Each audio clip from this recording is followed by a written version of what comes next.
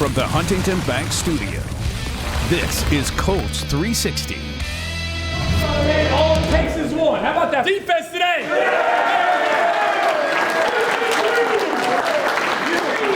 Three takeaways on defense. They only went for 63 on the ground. Hell of a job. And then offensively, 150 on the ground. Hell of a job there. Hey, this is just the beginning, though. Hey, let's be real now. We got a lot of stuff to clean up. Got a lot of stuff to clean up, right? So we got to get that cleaned up tomorrow, right? And then you guys got your day off on Tuesday, and then we come back on Wednesday, and we got Pittsburgh at home. And it's time to go again, all right? That's good? All right, what's going on? What's going on? Hey, that's the first one of many. Shout out to the defense for sticking in there with us. Playing hard. We appreciate that. O-line, great job blocking for JT. Trey, good job getting that box. Hey, I'm going to perform better for y'all boys. I got y'all. But great team victory. Let's keep it going. Let's keep it going. 3, 1, 2, 3. Straight from that victorious locker room to here on set for this week's Colts 360, head coach Shane Steichen. Coach, you knew it was going to be a battle. That was such a hard-fought victory over Chicago, getting that first win of the season, doing so at home. How does that also prepare you for the test you know you're going to get with the Pittsburgh Steelers coming in this week? It's huge to get your first one, get the momentum rolling. Obviously, Pittsburgh coming in here, they're 3-0 right now. They're playing good football. They're playing really good on defense. So it'll be a heck of a challenge, but one we're looking forward to. When you look at a guy like Jalen Jones, are takeaways contagious? Heck yeah. They come in bunches, and that's what they did. Obviously, getting 2 right there. Obviously, had the big one on the third down, and then the other one they tried to, run a double move, and Nick Cross did a heck of a job getting his hands in there, getting the tip, and then Jalen making the play. So it was huge. How big of a breakthrough is that for Jalen being a second-year player, especially at that position? Oh, yeah, it's huge. Obviously, getting those interceptions, getting his first career interception, but then getting his second one in the same game was huge. It's huge for confidence going forward, but he's playing really good football right now. We got to continue that. Hey, and when we're talking about takeaways and continuing it, how about Latu with that strip sack, forcing the fumble? He said afterward, they drafted me for this moment. How much of an arrival into the NFL was that particular play for the first-round pick? It was huge. Obviously, it was a fourth quarter strip sack fumble with about 6.5 minutes left, and came around the edge on the tight end and get the strip sack fumble, and Grove getting the recovery obviously led to a scoring drive for our offense to put us in position there. So it was a huge play by him, and looking forward to see a lot more of that from him. Hey, a lot of defensive love, rightfully so, this past week, allowing just 63 yards rushing. How do you continue that trend this week with Pittsburgh? I think it's a mentality. It is a straight up. Obviously, guys fitting their gaps. Starting with the D-line, linebackers setting the edges. Those guys have been playing really good. Obviously, this past week, we've got to continue that. Flipping over to the offensive side of the ball. Over the course of his Colts career, we have tended to see Jonathan Taylor just continue to heat up as the season goes on. It seems like just even over the course of a game, over the course of the season, he just gets better and better as it all goes on. Is that true? Yeah, he's a special player. He really is. And it starts up front with our offensive line blocking for him. They've been setting the tone for him. But his patience and his vision and his home run ability to go get it has been phenomenal. And obviously, you just got to keep stacking them week in and week out. It's also, he does that little quick change of speed where you almost see him with the hitch in his stride. It's so cool the way that he shifts in that way. He's like breaking ankles. Yeah, no, it was big. We hit the big screen to him, and then we came right back to him. And, he was just patient. He was just sitting right there behind the guard. And all of a sudden, it kind of opened up, and then he popped it, and he hit it for 16 yards down the boundary. It's impressive to watch. Trey Sermon, impressive as well. Not just him, but the entire offense pushing him across the goal line, including your quarterback. What does it say about Anthony Richardson, his willingness to do whatever it takes? It's the will to win is really what it is. And we preach push the pile.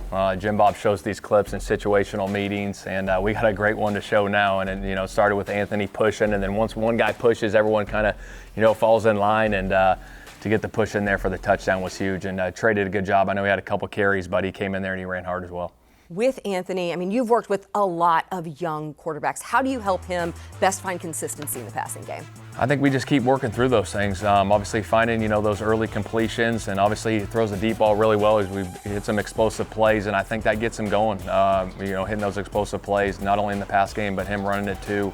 we'll get them going and we keep working through that. Well, we have surveyed the viewers of Colts 360, and the returns on our Nielsen ratings indicate the audience wants more Shane Steichen. So more Shane Steichen is what you got, because he was mic'd up for the win against Chicago.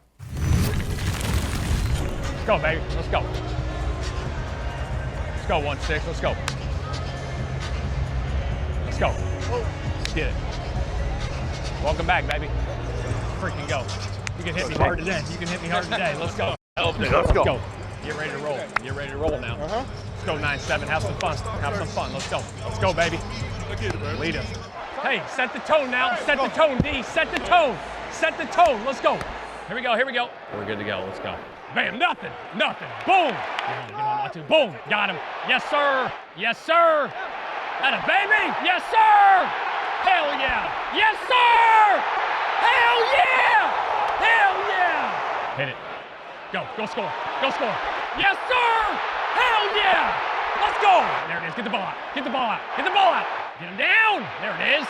Tight. Tight. Tighter. Tighter. Braces to Pete, guys. Oh. Nothing. No. That was bang, bang. Pick it. Yes, sir. Go. Yes, sir. Yes, he did. Yes, he did. Yes, sir. We got it. Got a baby D. Go get another one right now. Go get another one. All right, D. We need it again. Let's go. Oh, pick it. Yes, sir. Push, push, push, push, push, push. Touchdown. Hell yeah. Go down, go down, go down, go down. Good. Long game. All right, man. Yeah, you too, man. Yep. Be healthy. Yep. Got it.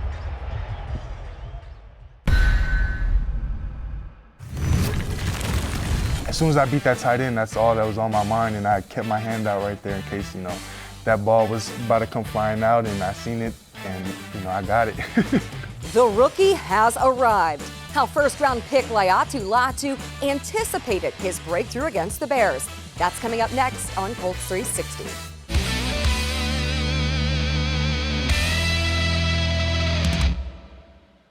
This season, Anthem Blue Cross and Blue Shield is teaming up with the Colts to shine a light on outstanding small businesses.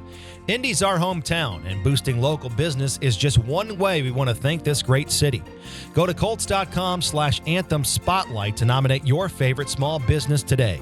Anthem and the Colts, helping Hoosier small businesses score. Forte Sports Medicine and Orthopedics, proud orthopedic partner of the Indianapolis Colts. At Forte, fellowship-trained physicians and staff provide comprehensive, specialized sports medicine and orthopedic care to active patients of all ages. To learn more, visit forteortho.com. That's enough. That's enough. Big dog, man. Big dog. Big dog. What he said? I W. We had to protect that church today, man. Good win at home, baby. I'm going to eat it, though. You got to eat it, though.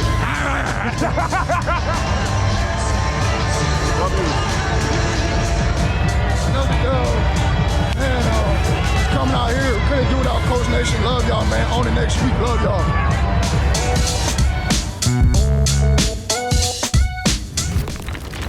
Play action. Backing to throw is Williams. And the ball is out. It's a strip sack, and I think the Colts have it around the 17-yard line. Latu with a strip sack, and it's recovered by Grover Stewart. The third takeaway of the ball game for the Colts on defense. I just remember when Quiddy had told me I get that look to attack a certain person. And, I did that, won the edge, and then... Lost the football. Knocked away by Latu. I just seen, Caleb right there about to throw it, and I went for the ball. The Colts have it. He's a great player. I mean, super slippery and elusive. So, we knew that coming into this week. And getting him, today felt good because, playing the past 2 years, I know a little bit about him and stuff like that. So it felt good to get that today. The first defensive player selected in the NFL draft this year. Latu forces the fumble, and Indianapolis recovers. It's Grover Stewart. The most important thing for those D linemen when you get to the quarterback, attack the football. Fresh off that first victory of the season, Latu joins us in studio. What was better, the end zone celebration after your strip sack or the locker room celebration after the victory? That's a hard one to say. I would say the locker room, because you get to be with the whole team in there. You got, Jim Irsay, the boss man there, and everyone that's, plays a part in, the win. So, I mean, it was a moment that I definitely never forget. Did it feel like that strip sack? It's only your third game of your NFL career, but did it feel like a long time coming? It did feel like a long time coming, especially, going all the way back to combine, draft, and leading up to, all of this. It's been a long ride, but, being able to get that sack, puts things into perspective and kind of just, all that wasn't for naught. All that hard work is just, keeping me going. How difficult is it as a pass rusher that your initial focus is getting to the quarterback, then when the ball comes out, quickly flipping your attention to trying to recover it, whether it's you or a teammate getting to it? Once I punched the ball out and it started rolling to Grove, I was like, Grove, please fall on it. Really just trying to locate that ball right after it comes out is probably one of the hardest things. Grove said it was taking all of his might to hold on to that. You were already celebrating. He was fighting for it. You knew it was in good hands, though, right? I knew it was in good hands. As long as Grove got it, he's going to come up with the ball. But I could have stayed in there maybe a tad more, but shoot, we got it. How validating was it to see that come to fruition for you? At that point in time in the game, too, it really meant a lot because I don't remember the score, but I knew it was close. In their own red zone, they, were on this drive to try and go score and probably put themselves up. And being able to get that ball back, especially in their own red zone, giving the offense, all the momentum to go score right there. It was an amazing feeling to be able to contribute to the team. You got a special message morning of the game from your head coach that kind of manifested it, right? Yeah, I mean, we have the run, reach. I mean, that's kind of, what I did right there. But he texted our D-line group chat in the morning, reminding us about that run, reach and the takeaways. So as soon as I beat that tight end, that's all that was on my mind. And I kept my hand out right there in case, that ball was about to come flying out, and I seen it, and, I got it. DeForest Buckner kind of spoke it into existence, too. It seemed like everybody felt like that this was going to be the game that created the opportunity. Everybody wanted to win that day. I mean, we needed it, but, D-Buck told me right before the game, too, I feel a first career sack coming in for you. And, he did speak it into existence as well. What does it mean to you guys as a defense with the void of DeForest, having him out for the next for 4 games in total, being on IR at least, to step up in the way that you guys did, not just in that play, but also stopping the run so effectively? Yeah, I mean, it shows the leadership that we have in the room and around all of us too, to know that, we're looking up to people that are showing what it looks like and what, how to play football, how to play in the trenches. And when we have those guys down, it's up to us to go out there and to, deliver. And that's what we did, and I feel like, we made, Buck and all those guys that were out proud. How do you describe the dynamic of your room? Because it's a special group, that D-line room. It is a very special group. I'm very blessed to be here. I feel like it's not like this anywhere else. Everyone's so close. Everyone's just joking around with each other. Everyone's different in their own way, but we always, everyone gets along. And then on the field, we all have different attributes that, I feel like makes us, the best defensive end group, the best D-line group, in the NFL. When you came in, one of the things we knew from the draft process, you are such a student of the game. I mean, you would study pass rush. You're obsessed with it in the most positive way. What has Coach Partridge incorporated into your game? What has your position group coach meant to you so far in this early part of your rookie season? Yeah, Coach has helped me, with a lot of just opening my mind. He's like another, eye in the sky, will you say, where he can see a lot of things and be able to give me those tips of, certain moves that I can work off of, and then also just knowing where, the play call and understanding the play call and what moves, I can do in that play call and stuff like that. But other than, Coach, I would say, Quiddy, Sosa, Buck, Ty Lue, Dial, all those guys in the room have given me, a little something where I can up my game. And, every day I'm seeing something where I can, progress at and get better at. And, they see it too, and we always, working off of each other. So, I mean, I feel like that's really special. You said it felt like a long time coming because this is such a long road when you come out of college, go through the draft process, all of that. What has kept you steady through all of this? I mean, these are major life changes that you're going into as you're breaking into the NFL. I'm the happiest when I'm in here and with the guys and around the guys. And outside of here, I don't think about anything else. I don't worry about anything else. So, I mean, I feel like really just the relationships that I have in that room just helps me, carry on each day and stuff like that, you know. Well, right when you got into the building, shortly after you were drafted, your family had a special message that we surprised you with. So we had to bring out that video as you started your rookie season, and now you are into the thick of your rookie year with that first of what will be many, many sacks to come. Rolling two. Latu, can you see that all right? Sir.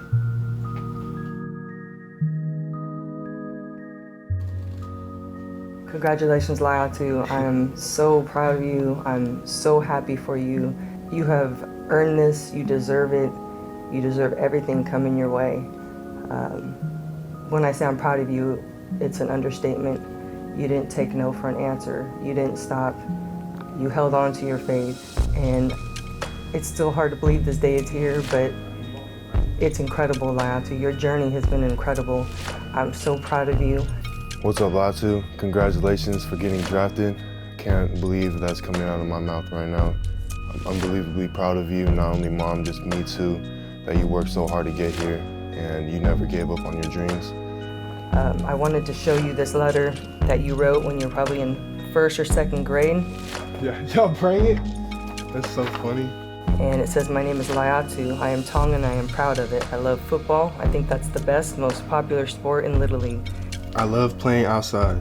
When I grow up, I will be a professional athlete. I played three sports: baseball, basketball, and football." You drew a picture of yourself with your name, and you drew a picture of a quarterback. And of course, you sacking a quarterback, which is what you do. Foreshadowing. So I'm so proud of you. I mean, shoot, this is proof that this is what I wanted to do from the get. So, I mean, been through a lot. I've always wanted to be here and be able to play in the league, and shoot, I definitely made it come true. That's so cool. I'm gonna have to frame it.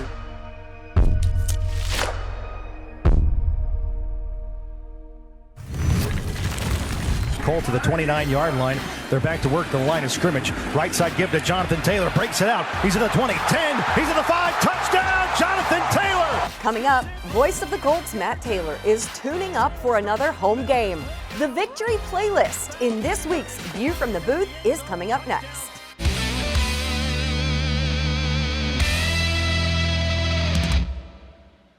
Enter now for your kid's chance to be Junior Blue at the next Colts home game. Visit Colts.com/Meyer Junior Blue to enter today. Snickers Rookie Mistake Program is back again this season. Learn how you could win Super Bowl 59 tickets at Snickers.com/NFL. It's time now for the Forum Credit Union Question of the Week. Last week against the Bears, Jonathan Taylor passed Marshall Faulk for the 4th most rushing touchdowns in Colts history. Who ranks number 1 on that list? Edgerrin James with 64 rushing touchdowns. Visit the Forum Credit Union fan forum section of Colts.com to interact with other fans online. Forum Credit Union, helping members live their financial dreams. Colts to the 29-yard line. They're back to work the line of scrimmage. Right side give to Jonathan Taylor. Breaks it out. He's in the 20, 10. He's in the 5. Touchdown, Jonathan Taylor! Scoots in from 29 yards out. Taylor started up the middle, then broke it out right and found Pater as he glides into the end zone. Touchdown Colts, and they draw first blood at 6-0. Back with View from the Booth with Matt Taylor, the perspective from the press box, and now the opinion sitting here next to you to provide your input on this weekend's matchup against the Pittsburgh Steelers. Colts back at home, second straight week at Lucas Oil Stadium, and also consecutive weeks where we got a lot of fans traveling from across the Midwest into the city of Indianapolis. A lot of people maybe going for a road trip. There you go. This weekend. So the theme of the View from the Booth for this week is road trip playlist. Matt Taylor, you are a music enthusiast. Yeah. In particular, 70s rock and roll, and so we won't go any further on that. But what would be the soundtrack of your weekend? Let's go first and foremost, a song, a theme, an anthem for this Colts offense. Well, for the Colts offense, I think The band that I go to initially, Lara, is a little band called Bachman Turner Overdrive, okay. also known as BTO, Sure. which is You Ain't Seen Nothing Yet. And that is in line with the Pittsburgh Steelers defense because, man, oh, man, are they good. And this Colts offense hasn't seen anything like the Steelers defense. They're giving up 10 points or fewer in all 3 of their games. They're 3-0 off to a fantastic start, and their defense is the biggest reason why, Lara. They're giving up 8.6 points per game. That's it. They're number 1 in total defense, number 1 in rushing defense, and third down defense, which is obviously troubling for the Colts offense, which is having a hard time sustaining and getting first downs and just staying on the field. So they've got playmakers everywhere. TJ Watt, who leads the NFL in sacks since he broke the league in 2017. He's close to 100 sacks for his career. They've got playmakers in all 3 levels of that defense, and right now it's playing at a historical rate. And then flip side, if you're queuing up the anthem for this Colts defense that obviously had a breakthrough game, if you will, against Chicago, what's the tune for the week? Well, against the Steelers, I think it's the Beatles come together. Let's get that defense together here and finally put the best performance of the season together on that side of the ball. Because you're right, they took some steps against the Bears, shut them down against the run, giving up only 63 rushing yards.